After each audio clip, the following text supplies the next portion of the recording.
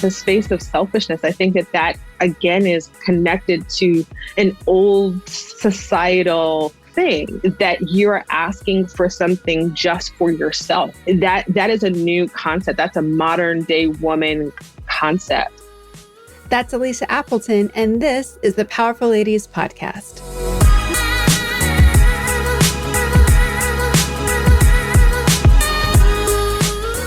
Hey guys, I'm your host, Cara Duffy, and in this episode, I am excited to introduce to you Alicia Appleton, founder of Amber Poitier, a leather accessories brand based in New York City. Her work is beautiful, practical, and inspiring, very much like her. We discuss the power of choosing yourself, how to design your life, and how there's room for everyone to thrive and follow their heart. Before we jump into this episode, I want to remind you to come and join my Powerful Ladies Thrive membership. Each month, we tackle a new business skill and topic, and this month, we're deep diving into sales.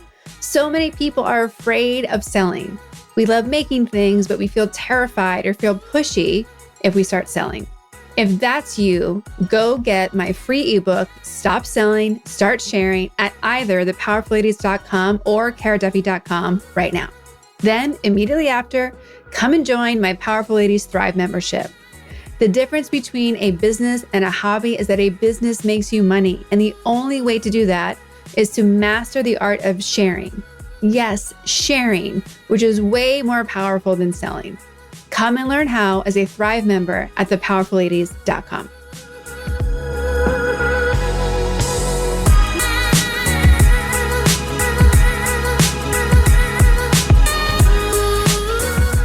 Well, welcome to the Powerful Ladies Podcast. Thank you so much. My pleasure. Of course. So I would love to begin. Please tell everybody who you are and what you're up to in the world. So my name is Alicia Appleton, and I am the founder and proud designer of Amber Poitier, which are leather accessories and sculptural, beautiful pieces that you can wear. And I'm based here in New York, and I just like making abstract and fun things. And I love that everything that's on you and around you fits exactly into all of it. Like your shirt has the same detailing that I see in the leather bag and your earrings. Like it's all amazing. So well styled for your Powerful Ladies podcast. How did you get into being a maker of amazing things? I guess the story starts when I was about 8 years old. And I was a bit of a handful. And so my mom put me in an after-school program, and I learned how to crochet from a woman named Miss Bostic. And I guess that's how I learned how to sit still. And I started to crochet and make dolls, and then that graduated to just craft things. And I didn't know that I could really do that as a career. And I went to undergrad school. I did fashion, but I went to a school that had accounting and fashion, so I didn't have to fully confess to my parents. And then when I had enough, courage, I went to my dad and said, "Sorry, Dad, I can't continue your company. I'm going to go into fashion." So that's how I started to make things. I've always been handy in breaking apart things, taking apart my VCR, putting it back together. So that's what I love to do.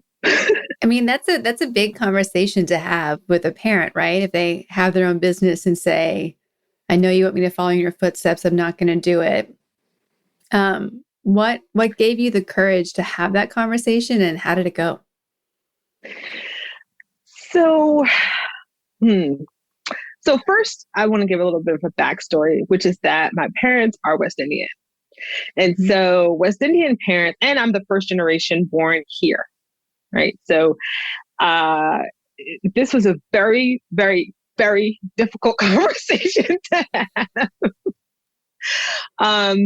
And there were certain levels of expectations. But what I really landed on was the love of my grandmother, my maternal grandmother, and the fact that my parents fought so hard to come here and, generations and generations, so that I can have an opportunity. And the point of the opportunity is for happiness. right? Mm-hmm. The point of the opportunity is for growth.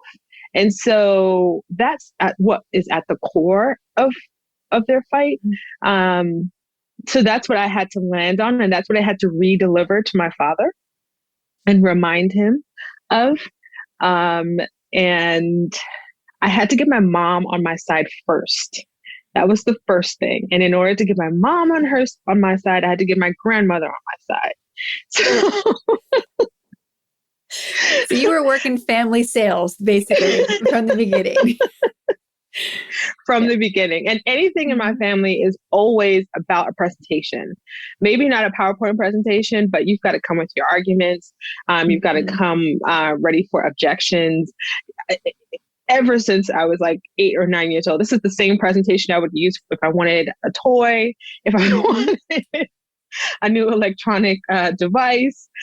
This has always been the thing. And so my father's mother always thought I would be a lawyer because I was always good at placing my argument on the table and persuading people towards a clear understanding, and a mutual understanding, I should say. Well, I love that you bring that up because in April, we're diving all into sales. And while how sales is not selling the way we think it is, it's usually sharing.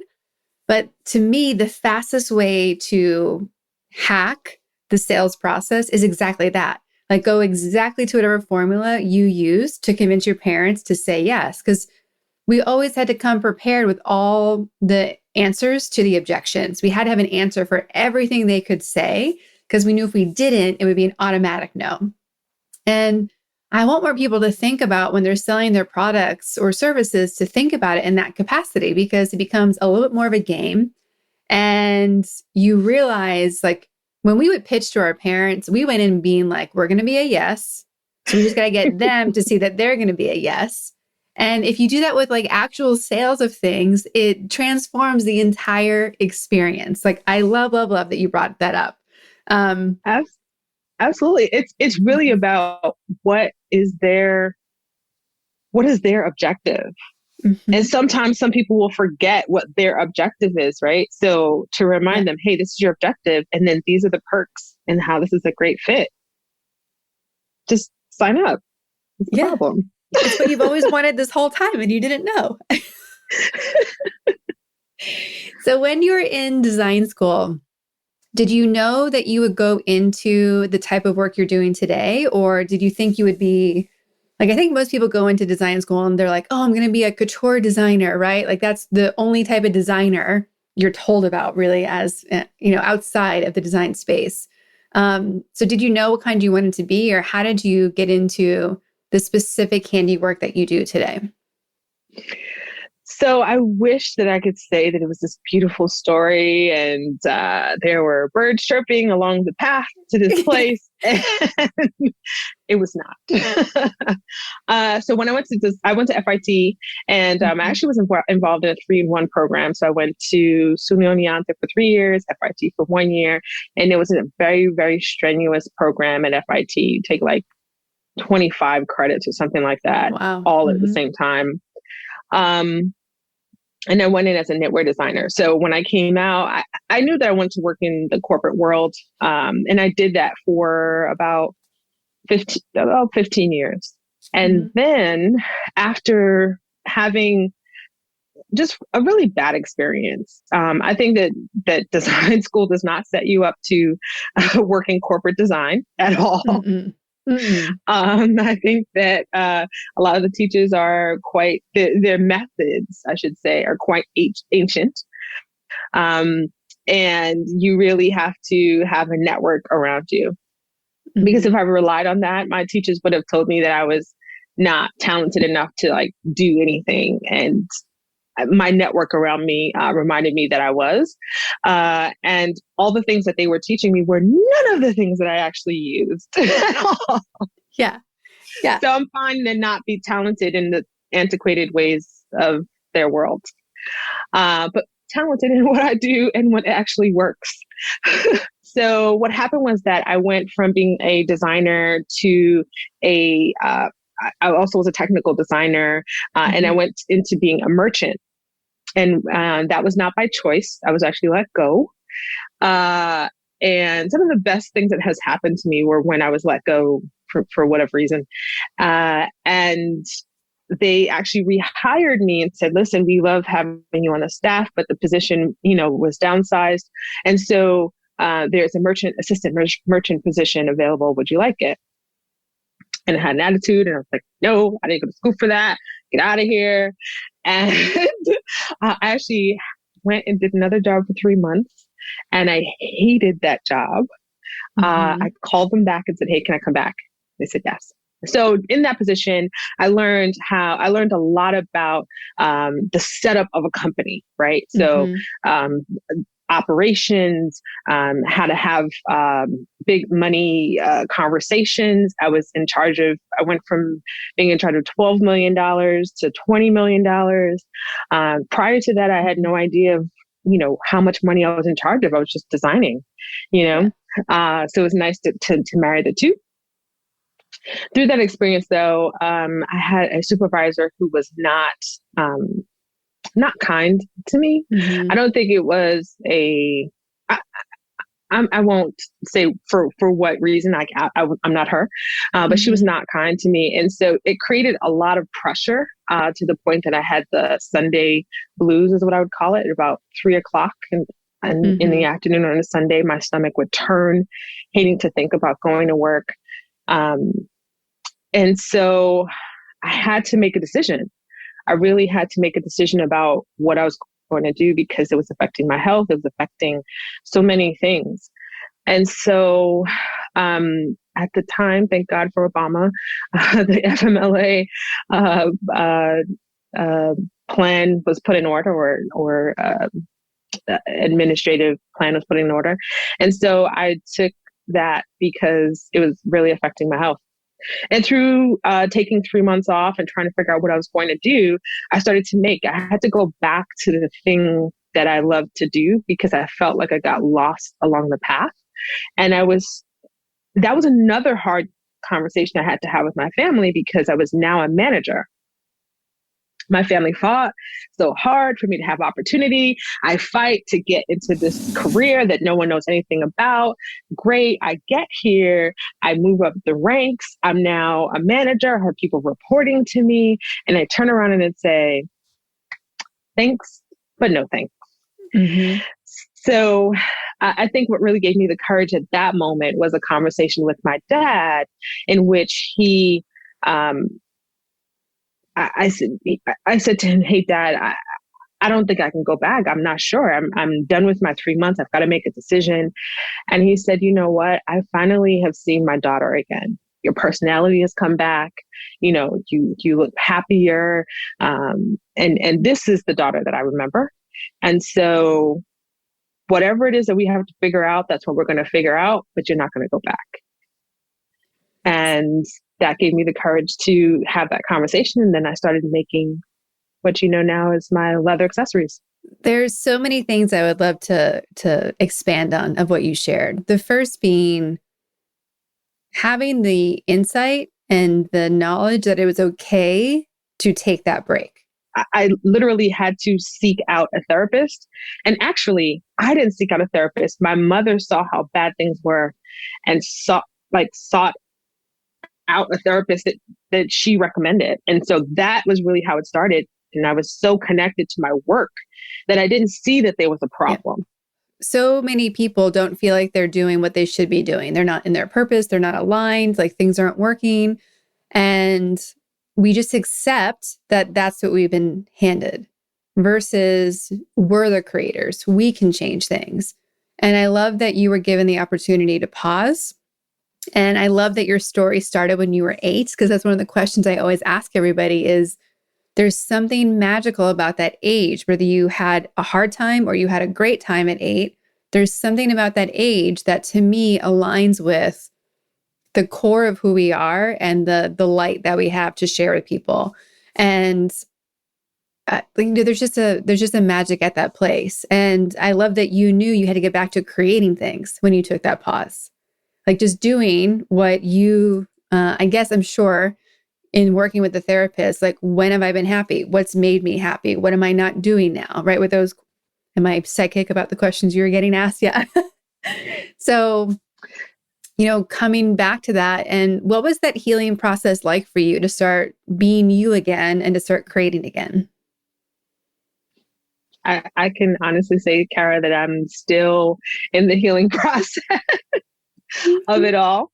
Because it has been such a big part of my identity. And so a big part of that process has really been about exploring my identity, and my value, you know. I think that oftentimes in many different careers, but particularly in fashion, that, your contribution happens, especially as an assistant, and no one notices what you do.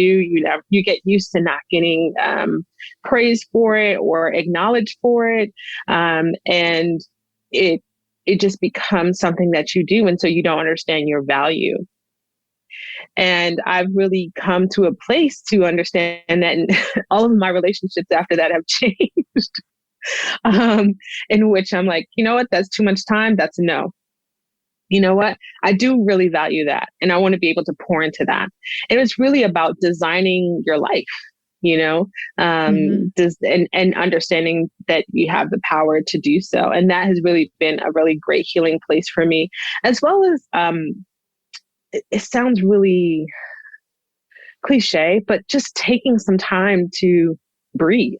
I really took up yoga, and that has really helped me to slow down my mind and marry movement with peace.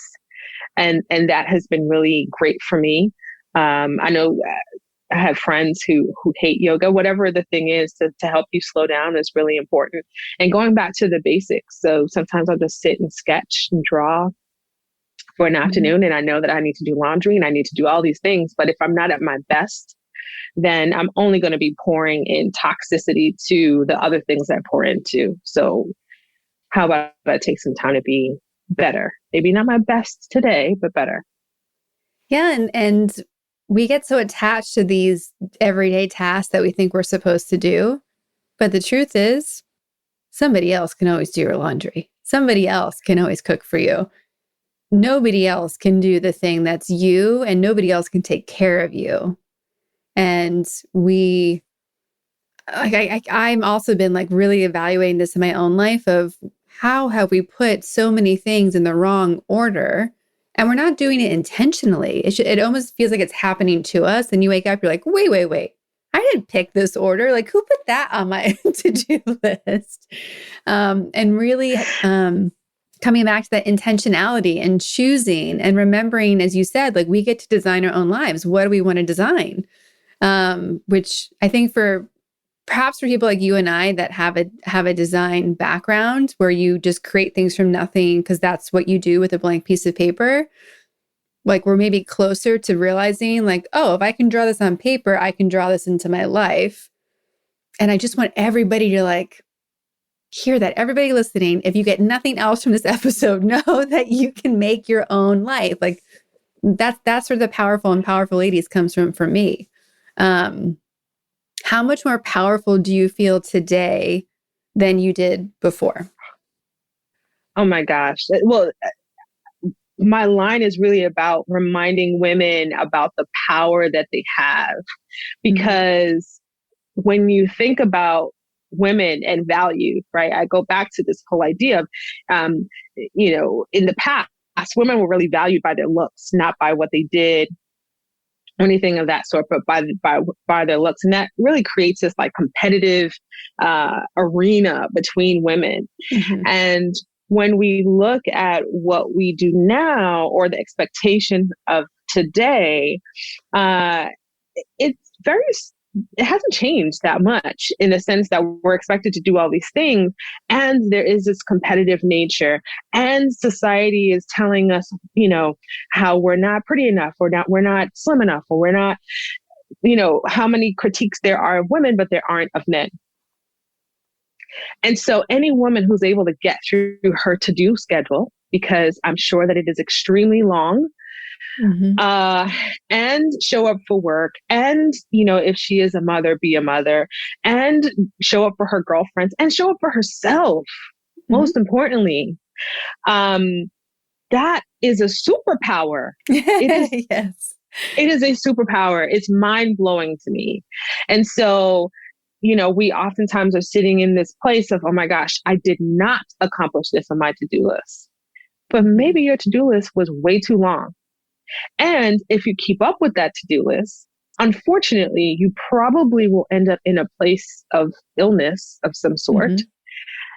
and you'll never get to that to-do list. So then what? Yeah. Yeah. So was it really that important? I don't think so. As women rights have been shifting and what women are allowed to do by society has been shifting, it's just been an add-on, as you said. It hasn't been, nothing's come off our plates at all. So, we talk a lot about that we have to first drop things off our to-do list, then automate them, then delegate them. And that's the only way we can survive.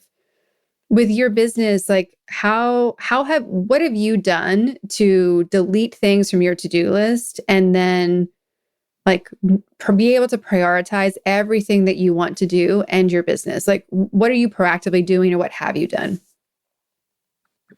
Again, still a work in progress in that arena for my life. But thinking about, certainly one of the things I think about is production, right? Because I'm a very vertical business. And so I love the idea of painting by hand and crocheting by hand in this artisanal, space. And I really realized that even thinking about having to wear all these different hats, that I can be so enthralled in my artistic space that I will put aside my CEO space. So I've had to call in someone else, and present to them and have them kind of say to me, okay, I see where you're going, or no, you need to put that aside. Right. And those things have helped to prioritize what it is that I have going on.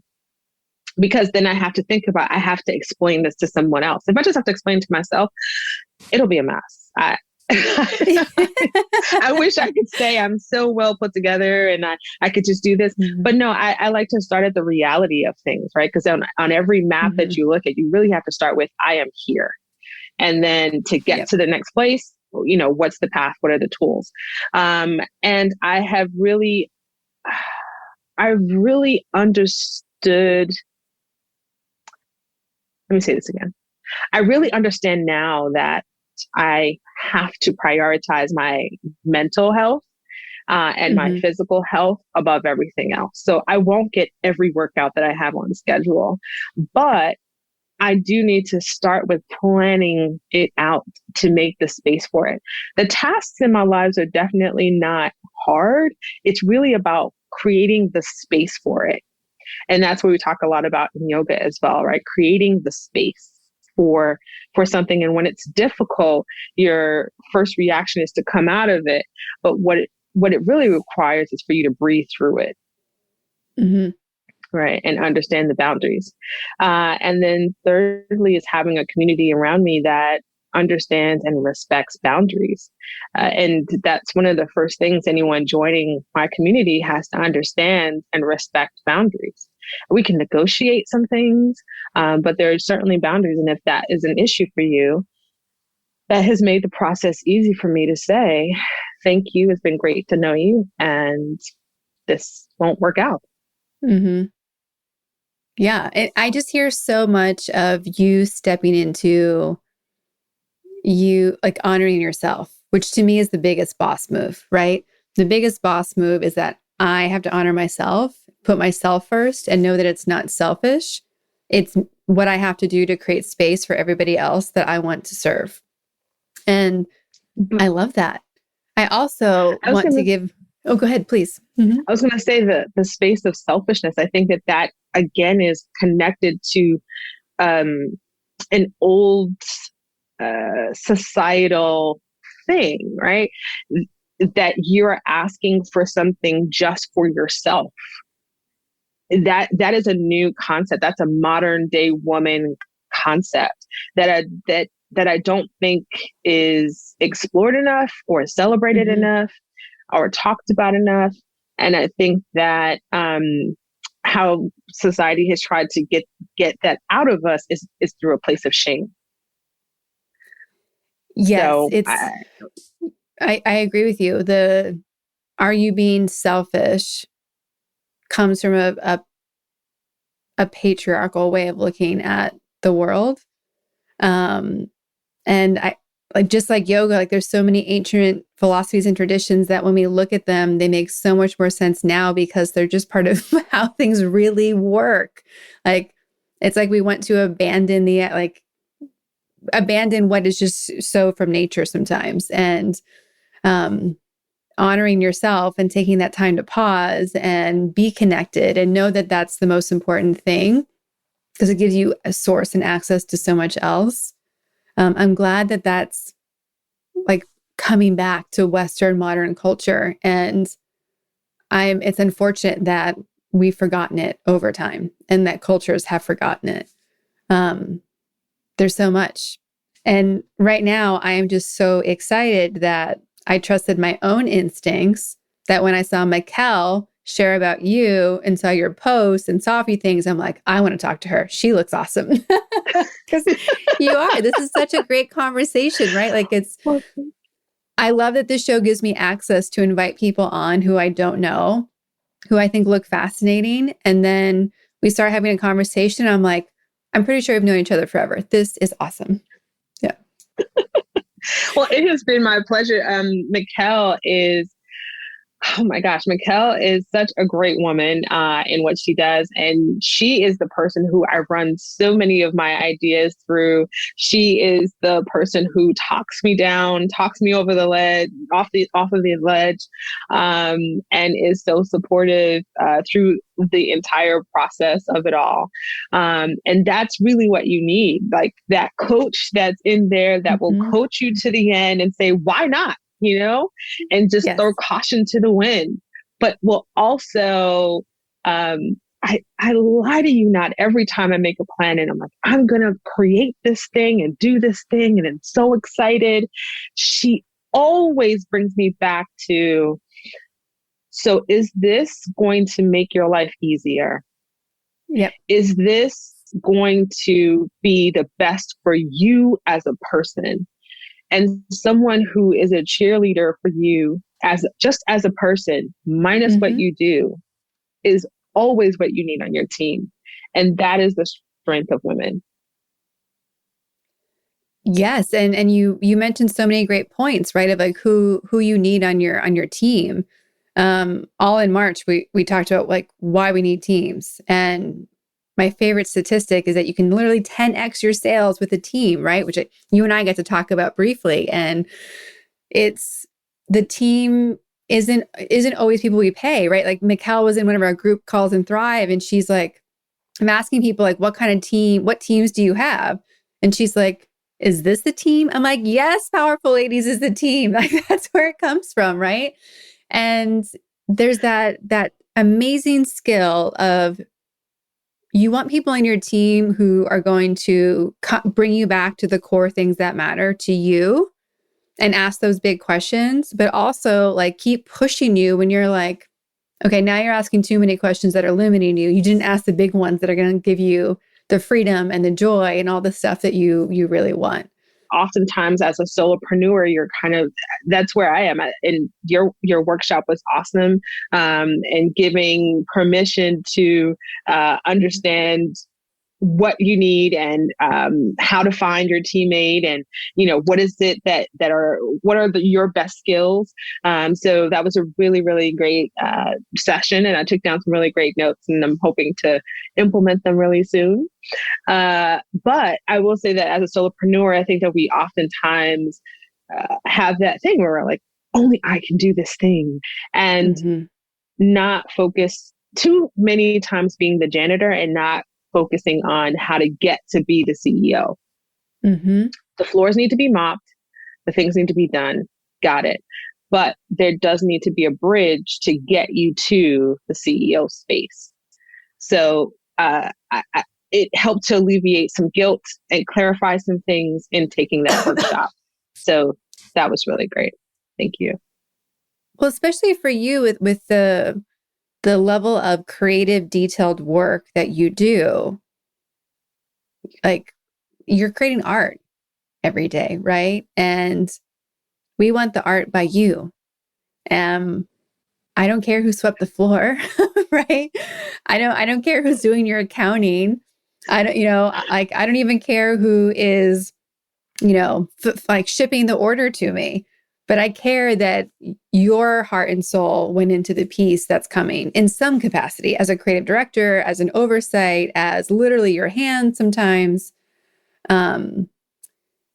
There's, the power of the artisan, like, to lean in on that, right? And if you also being an accountant, you want to do your own books or think you should, that's okay, right? We're all left and right brained. That's okay. But so often people give up the things that they know how to teach somebody, which can also be the things they love, instead of giving up the things that are like, I don't even know. I don't even need to know what I don't know about that. Like, just figure it out for me. Yeah, I think that oftentimes we as women are left with a problem. Someone drops it on our lap, just life in general, what have you. And so we assume that and I'm certainly guilty of this, assume that we've got to know the ins and outs of something in order to get it done. And the reality is that we don't. And whenever I'm kind of unsure about things like that, when I'm in an arena like that, I think of men who do things and they don't know how to do it. They don't ask them any questions about the particular subject. The level of confidence that they're able to show up in a room with, knowing that they know nothing about the particular subject. I think I actually learned it from an ex-boyfriend. He honestly, he was full of shit and I just took it. I did. And honestly, in the past, I would look back and feel so shameful. Like, why would I, allow myself to be with such a man that would constantly ask me, what are you cooking for dinner? And, I'm coming by, but never did he show up with dinner, right? Never did he ask, did you have lunch? Right. And so, and show up with such level of confidence and ego. And I never thought, this is out of place. This is crazy. Yeah. Until I had enough.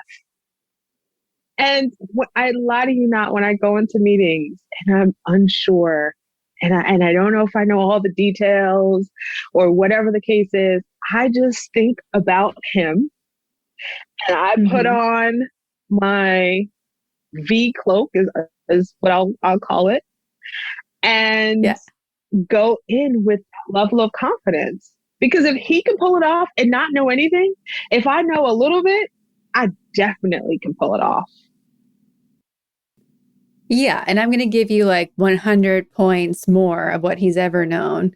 And yeah, like that's the, I spent 20 years working in sport fashion and watching people have roles where I'm like, you don't even know what an FOB is. Like, how are you allowed to be making executive decisions? And the like, just seeing people take over a room and everyone go like, oh, they must know what they're talking about. Meanwhile, I'm like, I know they have no idea what they're talking about. And now I'm going to have to fix it all after like whatever you guys agreed to, because he's dazzling you. I'm going to have to go fix it. And this is such a waste of everybody's time, right? And like just seeing that over and over and over again. And this was rare cases. Most people do know what they're talking about. I have worked with amazing men and amazing women and lots of smart people. But to see it happen repeatedly at different companies and different organizations, and I know it happens everywhere in every industry, that the swagger and the lip service that people can give to move people through a space where I think so many women are like, thinking about how to make it all happen in the backup, and they're going to ask questions and like all these things run through our heads to be like, oh, we're not ready, where it takes 1% of knowledge for someone else to be like, I'm ready. And I agree with you. Like, what if all of us who had the more percentages of knowing were like, I got this, we can figure it out, because we always do anyway. Exactly. When that person hasn't figured it out, when that person who was hired, who doesn't know what's happening or whatever, and it does what you expect it to do, you wish it well, but you know what it's going to do. Mm-hmm. It lands on your lap and you figure it out. And you don't know the mm-hmm. answers to everything, but what you do know are your wins.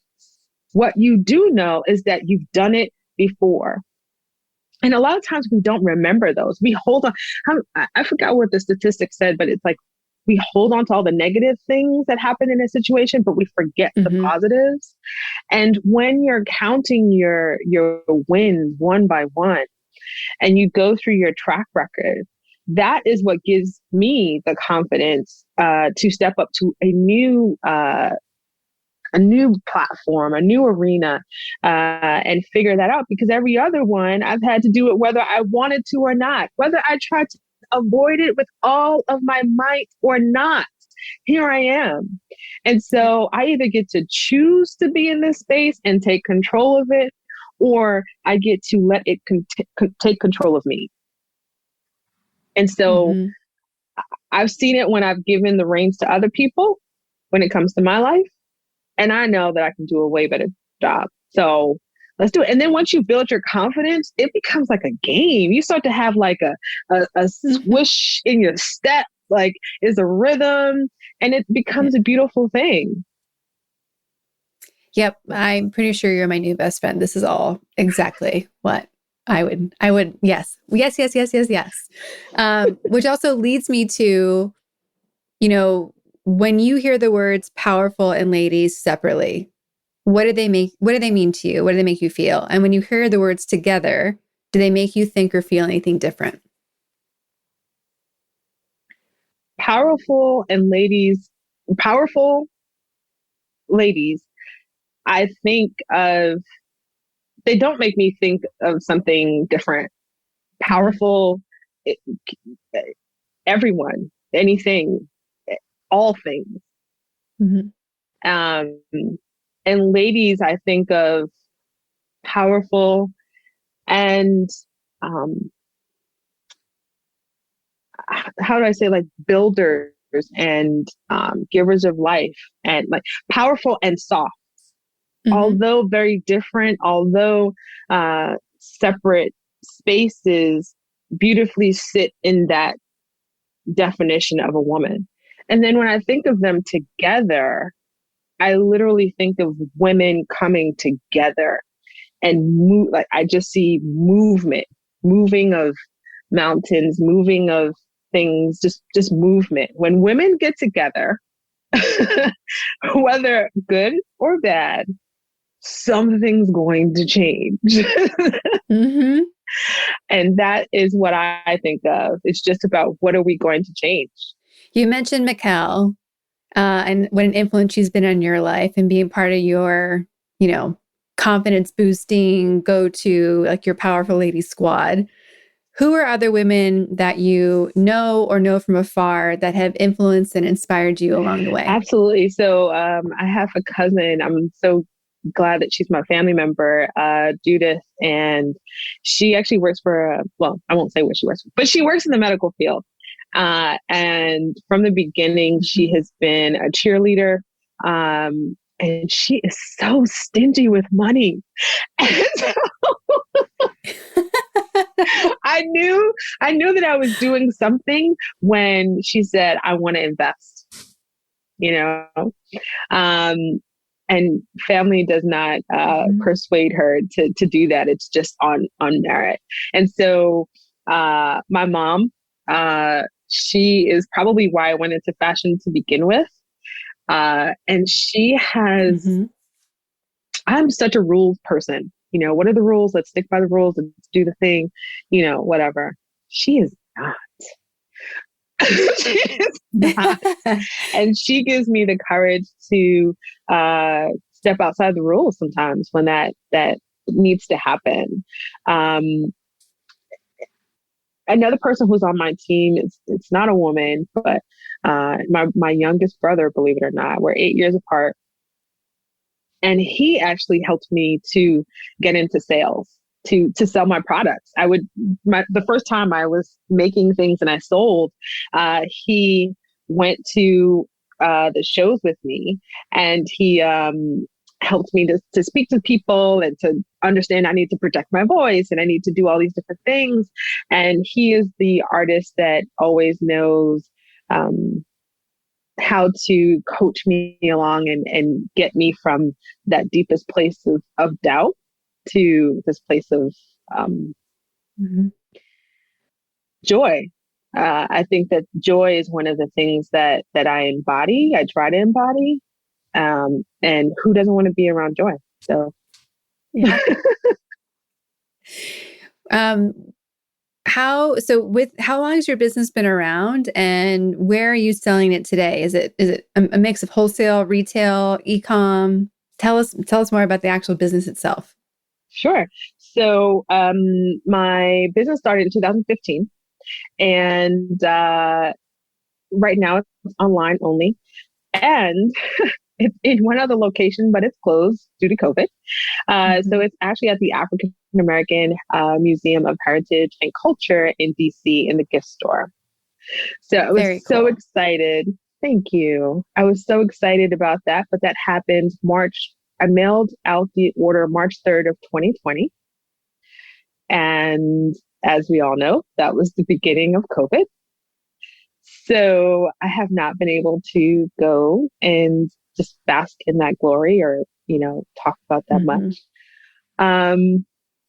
And at the beginning of 2020, I started to go to trade shows so that I could increase wholesale museum accounts. And Mm-hmm. that was not a smart idea either because COVID happened. So right now it's just on my site and Mm-hmm. at the museum. Well, I mean, I'm going to take the just out of your site, right? Because it's there and everybody can have it, right? our, our Absolutely. our own platforms are always the most powerful, right? Because it's where you get to tell the whole story. I was just recording another podcast, and we talked about how people aren't telling the long format of their story, and they're not telling the long format of, why we do the things we do and how you pick the leather. And that's what people love to know about, right? And, I have a lot of clients who ask about, should I go wholesale? And obviously going wholesale is great because if you can sell things in bulk, you're going to hit your sales goals faster. So that part's good. But sometimes selling wholesale isn't good if it's cutting off our ability to let people fall in love with our brand the way that we can when it's our own platforms. And I don't think people think about their business that way, of courting your customers the way you would a relationship and getting to just be fully you, because that's what people are excited about. And I think it's hard too when we're like, oh man, we have to be the face of our brand too, because sometimes it's so much safer to hide behind it. It really is. Again, Mikkel, she's so great. Her husband is a videographer, producer, many Mhm. things.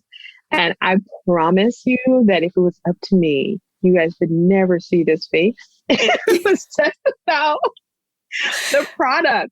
And every single time that I talk to them, it's probably weekly that that we Mhm. chit chat, and her husband's in the background. Did you shoot that video yet? Have you done that thing yet?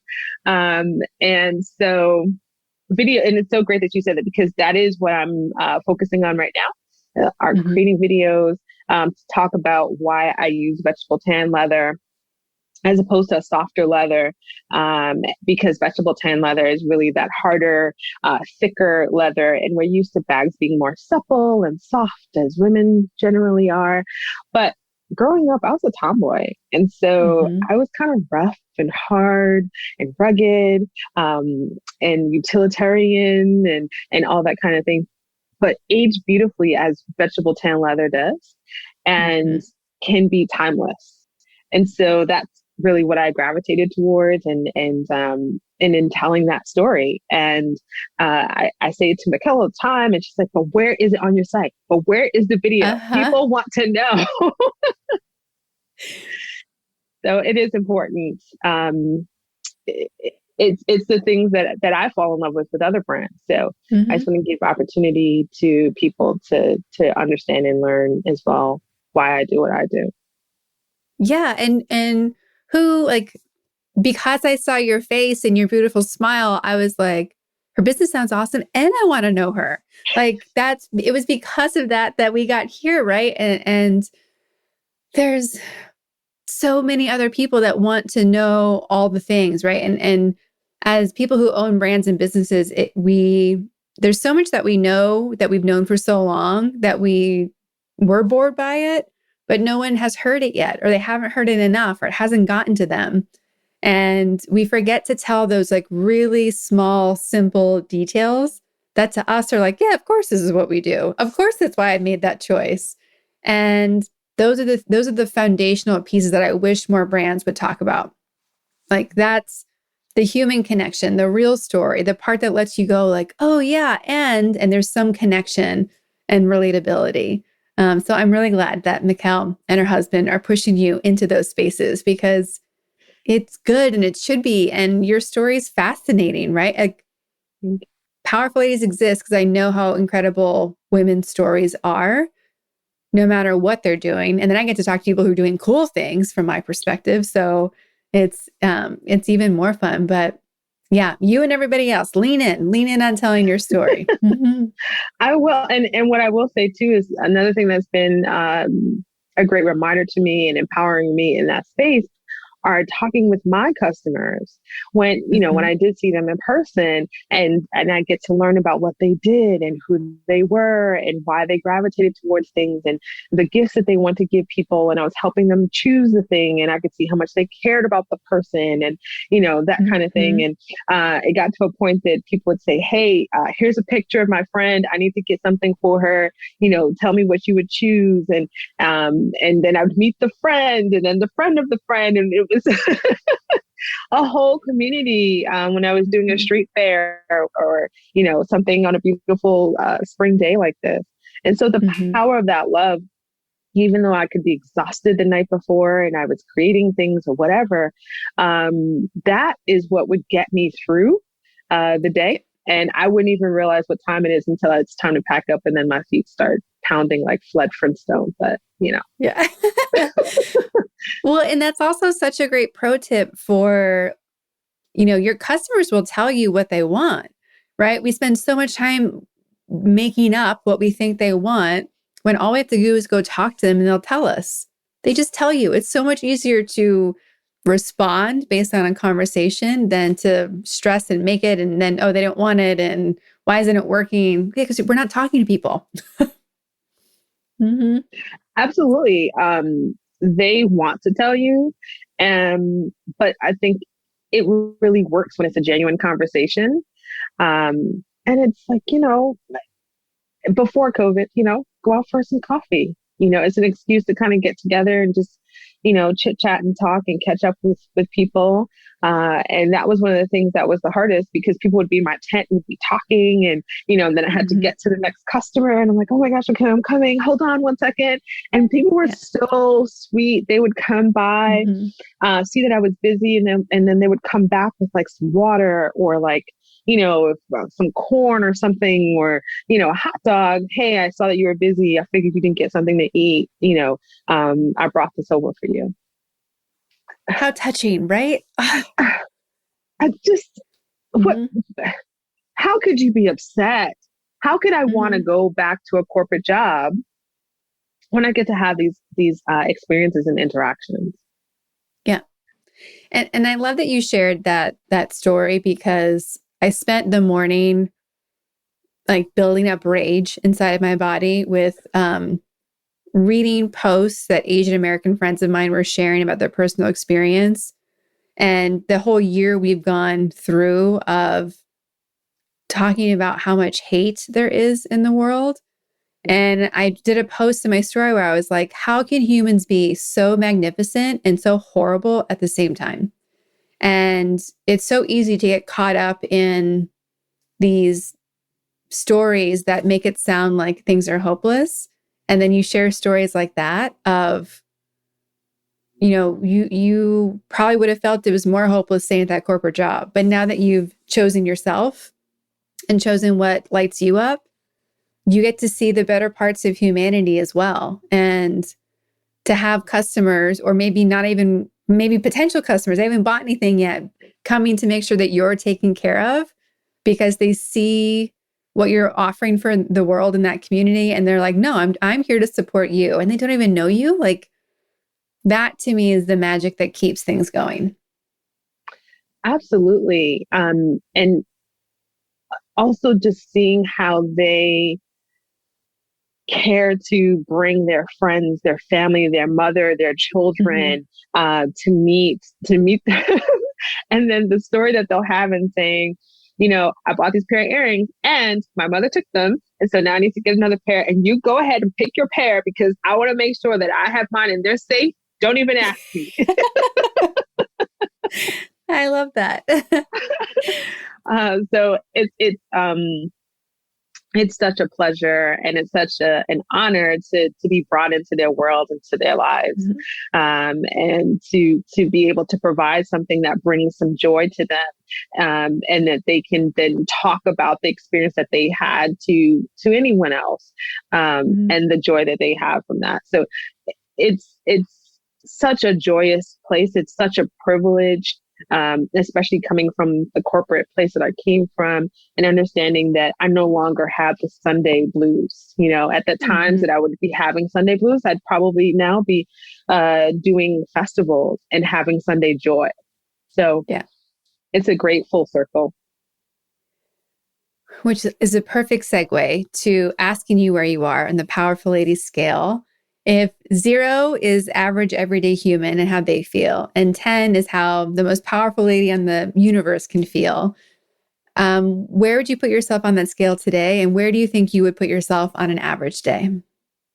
So today I'm feeling quite powerful. So I'd probably go in a 6 or 7.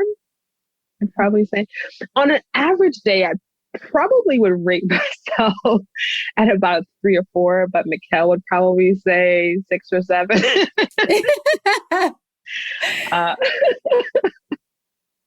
What makes you rate yourself lower on a regular day?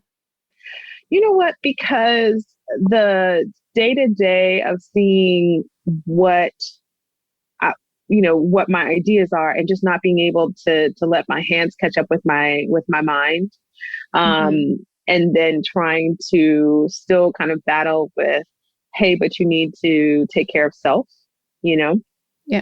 And I'm such a goals oriented person. So because I haven't figured out this wholesale space in this COVID world, that's probably what is weighing down most of it. But like you said, not only here, but in the workshop before, it's kind of this space of does wholesale really work for you? Is that really what needs to happen? And is it that I just need to figure out the right channel to get to increase sales, right? So I think that's why I would say that. Yeah. We're our own worst enemies when it comes to judging the things we haven't achieved yet, right? Coming full circle to your comment earlier about the power of acknowledging our wins. Absolutely. But I mean, I feel so much better when I look at the pieces behind me, when I look at, what I've created. I actually went to Neiman Marcus. Funny story. I went to Neiman Marcus yesterday to just kind of look around and see, what are the higher level luxury levels looking like. And I went to the jewelry section, and I asked her where's her fashion jewelry. And while I was asking the question, I saw that she could not stop looking at my earrings. And so when I went to the fashion area, I didn't see any leather jewelry at all, not even a leather bracelet. And I thought, okay, well, that's just not, what they do in this particular store. But I left so excited because I thought, but she's the jewelry, associate, and she's fascinated by my earrings, and that says a lot. Says a Mm-hmm. lot. And instantly my coaching brain is going down a whole list of how we get you in Neiman Marcus and how we pitch that. So we'll have to have a side conversation because I'm like, oh yeah, your instincts are correct. That is an opportunity. Let's go fill it. But yeah, it's another example of going out into the space and seeing competitors and seeing what happen. And there's so many valuable things you learn in that merchant PLM product management space that really apply to every business. One of them being talking to customers and the other being like, go and see what's out there. Because if you know what you bring to the table, you see the holes right away. And those holes are Absolutely. so much access, right? Like every hole, I'm like, we can fill it. I'm so excited, right? Absolutely. When I Mhm. went in, I saw that all the bags were all soft bags. It's like everything that I offer. There's nothing here that's Yeah, like, listen, this bag is one of my favorites. it's It's wood. beautiful. Yeah. Thank you. It's made of wood, and then it's a leather wraparound, Mm-hmm. um, and has pockets on the inside, so and a handle. When I went into Neiman Marcus, I expected to see something artistic and artisanal. This is the best. Mm-hmm. I saw nothing. No, and in all honesty, the merchant salesperson in me is like, Neiman Marcus is not good enough for you. I want to talk to Dover Street Market. I want to talk to like, I'm already putting you up higher, right? Because there's been such a collapse in what people are offering in a retail space. Like, I thought for a while I was just losing my interest in fashion because I just didn't want to buy things. I didn't see anything that made me excited or feel like I was buying something I'd want to keep. Like I was watching a French designer do like a Vogue at home interview because I was, going down a rabbit hole of Parisian apartments, which is one of my favorite things to like search is European apartments on YouTube. But and she was talking about I only want to buy something that brings me joy right now. And I would love to pass on as a vintage piece to my children. And I love Yeah, that approach to buying things. Now, of course, sometimes you just buy something frivolously and that's okay. But there's just been such a phase of fashion where everything is so homogenized and everything is so, sorry, that's my dog waking up from her nap. Um, where fashion's been so homogenized and things have been so almost dumbed down, it feels, where it's actually really hard to find those creative pieces that allow you to support an artist and be self-expressed. We're going through a phase right now where I think it's so hard to access great, interesting interiors, apparel, footwear, and you really have to find these unique niche places and you have to go and find these designers. Like I'm overwhelmed at how much research I feel like I have to do to find the things that I'm craving that I'm not finding somewhere else. fun. Yeah, it's about this multicultural, whether it's the store, whether it's streaming on television. We used to have, seven Mhm. channels. Now we have, I don't know, 100 streaming Mhm. networks.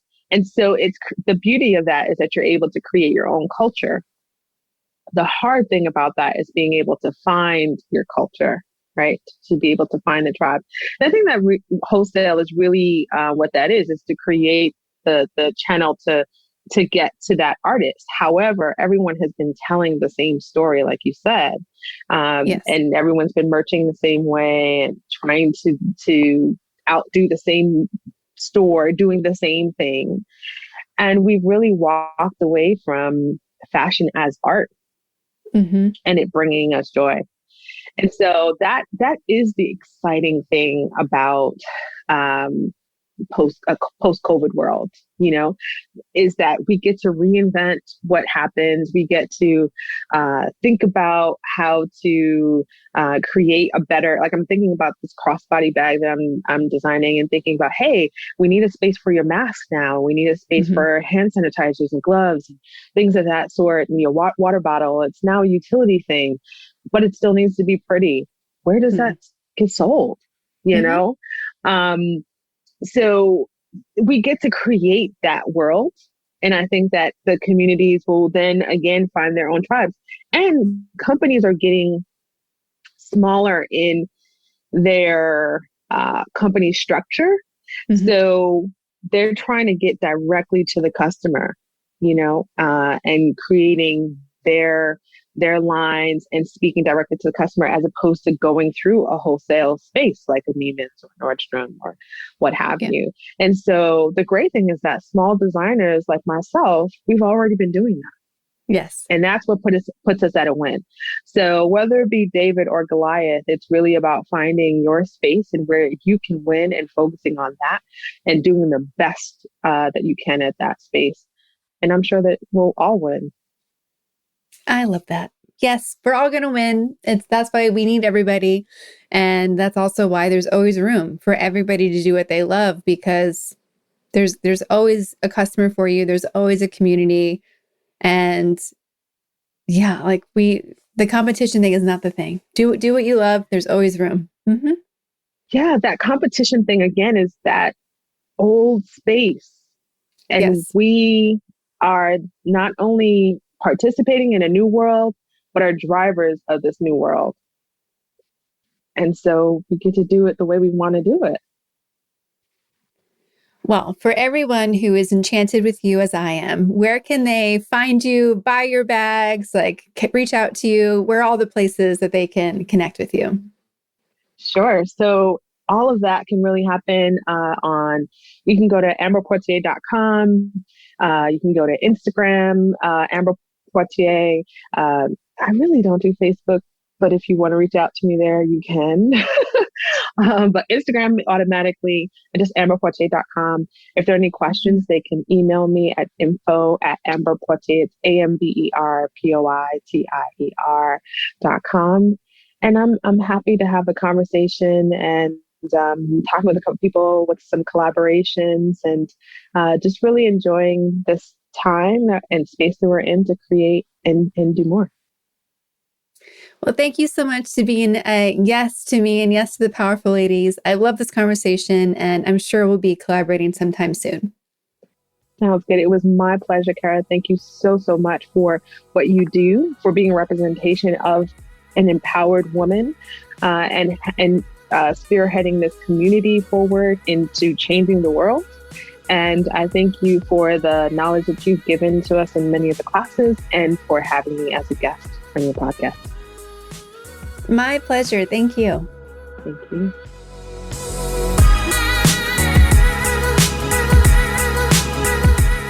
Thank you for listening to today's episode. All the links to connect with Alicia are in our show notes at thepowerfulladies.com/podcast. There you can also leave comments and ask questions about this episode. Want more Powerful Ladies? Come join us on Instagram at Powerful Ladies, where you can also find some free downloads to start being powerful today. Subscribe to this podcast and help us connect with even more listeners like you by leaving us a 5-star rating and review. If you're looking to connect directly with me, please visit karaduffy.com. I'd like to thank our producer, composer, and audio engineer, Jordan Duffy. Without her, this wouldn't be possible. You can follow her on Instagram at Jordan K. Duffy. We'll be back next week with a brand new episode.